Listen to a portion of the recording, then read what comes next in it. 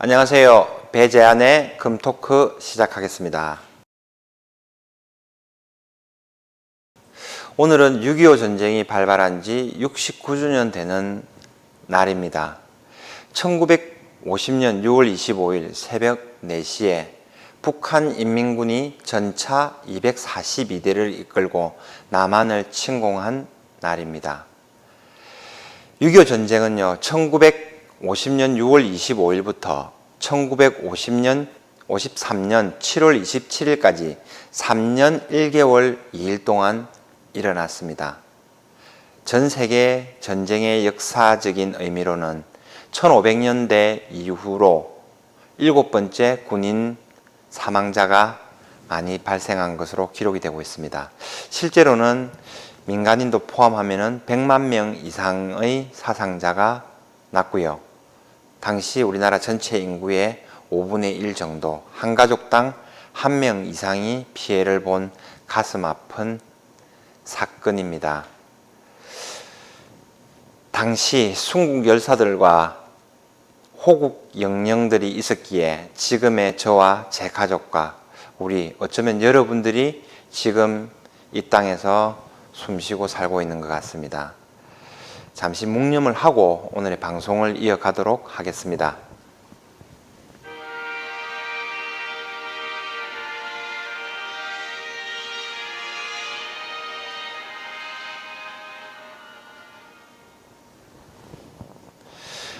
오늘 6.25인데요. 방송이나 언론을 보니까 요즘 분위기가 그런지 굉장히 메인 뉴스에 나오는 것도 없고, 방송을 촬영하려다가 보니까 6.25라서 그냥 한번 또 의미를 되새겨보고 그렇게 시작을 했습니다.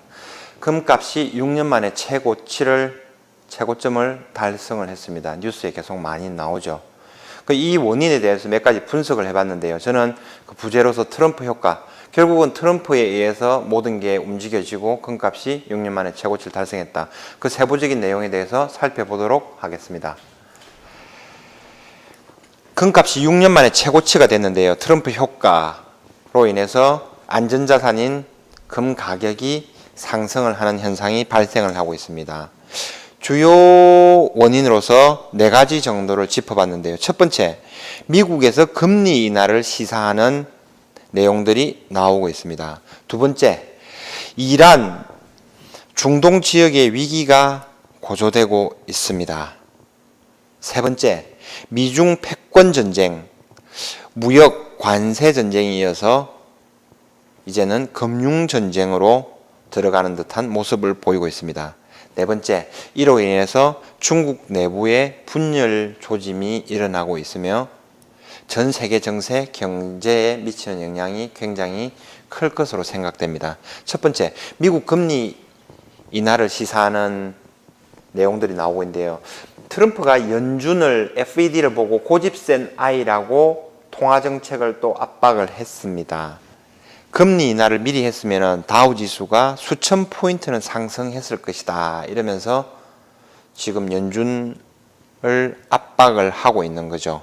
자, 이런 내용이 있고, 결국은 다음 달 7월 30일 날 FED에서는 금리 인하 확률이 굉장히 높아지고 있습니다.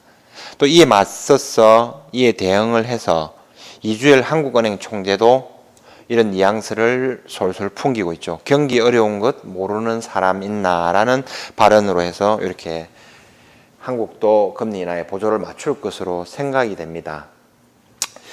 금리가 인하되는 거하고 금값하고 무슨 상관이 있냐고 말씀을 하시는데, 금리를 인하를 하면은 미국 같은 경우 은행에서 달러를 많이 풀게 되잖아요. 달러가 많이 풀리면은 시중에 많이 풀립니다. 그러면 달러가 약세가 된다라고 얘기를 합니다.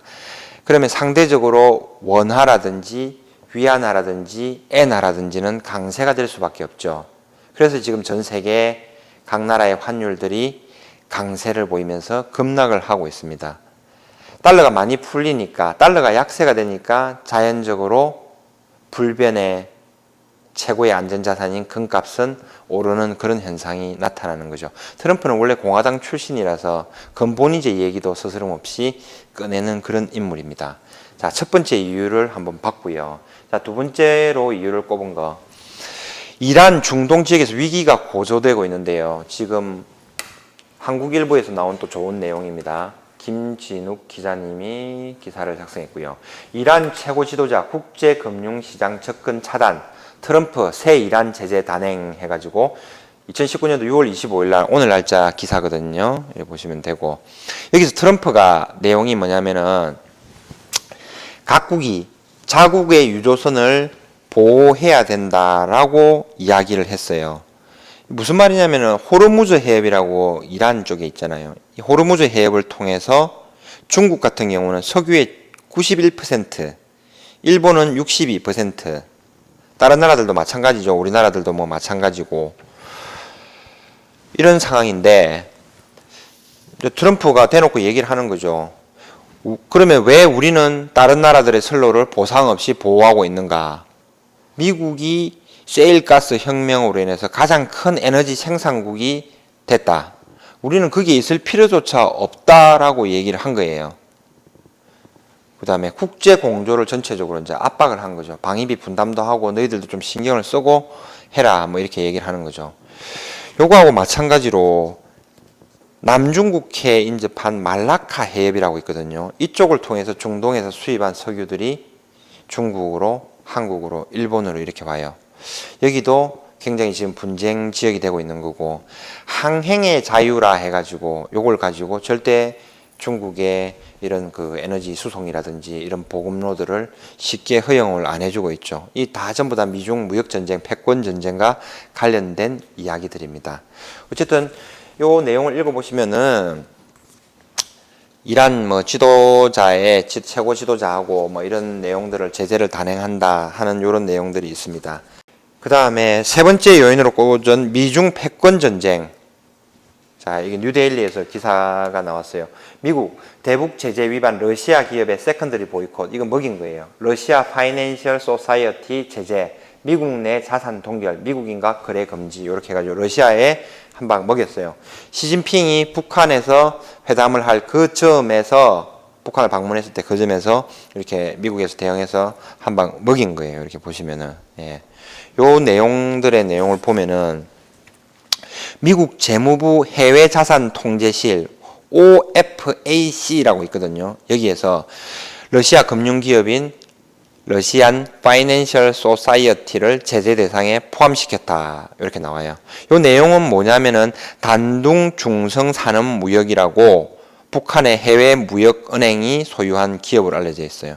이거랑 조선 아연 공업 수출 금지했죠. 아연을 해외 밀수출하는 거 이거를 도왔다고 해서 그 러시아의 금융기업의 세컨더리 보이콧을 먹였습니다. 자, 결국은 이 돈들이 김정은 정권의 핵 개발에 쓰였다. 요렇게 해서 이제 이거를 빌미 삼아서 요렇게 해가지고 한 거죠. 그리고 미국 재무부는 북한과 불법 거래를 추진하는 개인과 기업에 대해 미국의 독자 제재는 물론 유엔 안보리의 제재도 계속 시행 중이라고 밝혔다. 이렇게 나왔고요. 맨델크 차관은 미국 정부의 눈을 피해 북한의 국제금융시장에 접근할 기회를 제공하려 시도했다가는 심각한 제재 위험에 노출될 것이다. 이렇게 하고 경고를 했어요. 과연 우리나라는 여기 안전한지도 한번 고민을 한번 해볼 필요가 있어요. 러시아 파이낸셜 소사이어티 이거는 그 미국 내 모든 자산이 동결되죠. 미국 기업하고 미국인, 미국 영주권자와는 거래를 아예 할 수가 없죠. 나름 또 사망 선고를 내린 거예요. 러시아 내에서는 개인과 기업들에게 대출하고 외환거래 등을 제공하는 우리나라로 따지면 제2금융권 기업 정도 되는 거예요.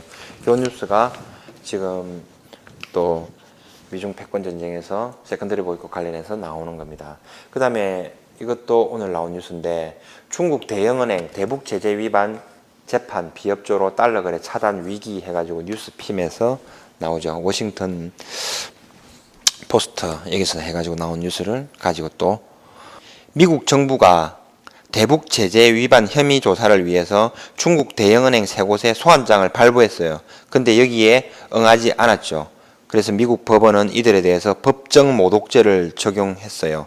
이게 해당되는 은행이 뭐냐면 중국 교통은행, 중국 초상은행, 상하이 푸둥발전은행 이렇게 있어요. 미국 같은 경우에는 법정 모독죄 결정이 나면요, 은행들은 법무부나 재무부의 요청에 따라서 금융체계와의 접속을 차단할 수 있어요. 법무장관이나 재무장관의 요청으로 해당 계좌를 폐쇄할 수도 있는 거예요. 특히 여기서 주목해야 될 게 상하이 푸둥발전은행이 있거든요. 외국법에 따라서 발부된 소환장에 불응한 혐의로 미국과의 금융거래를 차단당할 것으로 보인다. 이렇게 나오고요. 이렇게 큰 대형은행에서는 사형 선고나 다름없다. 자산 규모가 9천억 달러, 우리 돈으로 1조 달러 가까이 되면 1000조 정도 되죠. 우리 돈으로 1000조. 천조국이라고 미국 국방비 얘기하는데 굉장히 큰 은행이에요. 중국 은행 중 9위에 해당되면 미국의 골드만삭스와 비슷한 규모이다. 북한의 조선무역은행을 위해 돈 세탁을 해준 것으로 알려진 홍콩의 유령 회사와 협력했다며 소송을 진행하고 있다. 이게 지금 세 번째 요인으로서 미중 패권 전쟁 관련돼서 이런 게 있어요. 그리고 이렇게 압박을 하다 보니까 또 중국 내부에서는 굉장히 지금 막 힘들잖아요. 힘든데 시진핑도 힘들고, 우리도 잘 모를 때는 중국 공산당은 하나라고 생각했는데 공산당 내부에는 또 엘리트 공산당 원로 출신이 많은 태자당이 있고 지금 시진핑이 있죠. 그 다음에 장쩌민 이런 주석이 옛날에 전 주석이 있었던 상하이방 시장 경제를 활성화시켰던 그런 주축이 되는 거죠. 그리고 공청단 후진타오하고 지금의 리크창 총리, 여기는 이제 평민 출신이 많대요. 하여튼 요런 그 세계 공산당이 정권을 나눠 가졌는데 시진핑이 장기적으로 자기가 집권을 하겠다 이렇게 나와서 내부적인 분쟁들도 굉장히 심한가 봐요. 어쨌든 내부 분열이 생기면은 그 나라가 굉장히 힘들죠. 요 정도로 인해서 요런 4가지 정도에 의해서 금값이 6년 만에 최고치로 달성됐고, 그게 전체적인 이 모든 게 전부 트럼프하고 관련돼 있어요. 그래서 트럼프 효과라고 한번 그 소제목을 부제목을 한번 달아봤고요. 영향력은 어마무시합니다. 금선물 차트 한번 보실게요. 쉽게 들어가서 트레이딩 이코노믹스 여기 차트를 참고를 했고요. 지금 시세가 1428.616 이렇게 나오네요. 여기에 큰 차트를 한번 보겠습니다. 최근 들어서 지금 급등을 했어요. 5년간 차트 이 최고점을 돌파했죠. 그래서 지금 왜 6년 만에 최고가 이런 얘기가 나오면, 저번에 한번 방송 드렸잖아요. 3년 만에 최고가, 5년 만에 최고가, 6년, 7년, 뭐 8년 사상 최고가 이런 말들을 아마 계속 듣게 될 거라고 말씀을 드렸잖아요. 여기서 직전 고점들 1410불 있는 온스당 이거를 강하게 돌파를 했어요. 지금 상승을 하고 있는 모습이 지금 보입니다. 이렇게 상승을 하고 강하게 상승을 하고 뚫고 나갔으면은 이제 남아 있는 거는 여기에 보면 1527달러 요 정도 있고, 그 다음에는 1800달러까지 천정이 뚫려 있어요. 그래서 이 상승하는 패턴이 있어요. 급격하게 상승하는 모습이 보이죠. 요거는 장기 차트로 봐서 그런데 실제적으로 1년 차트 이렇게 보면 급등하는 모습이 보이죠, 지금. 자, 이런 상태입니다, 현재는. 상대적으로 이제 은 가격 한번 보시겠습니다. 은 가격은 금에 비해서는 지금 많이 상승을 안 하고 있죠. 장기 차트 한번 보실게요. 이거랑 보면은 금은 지금 여기서 이미 돌파를 했잖아요. 돌파를 해서 이렇게 가고 있는 상태인데 은은 지금 여기 바닥에 있어요.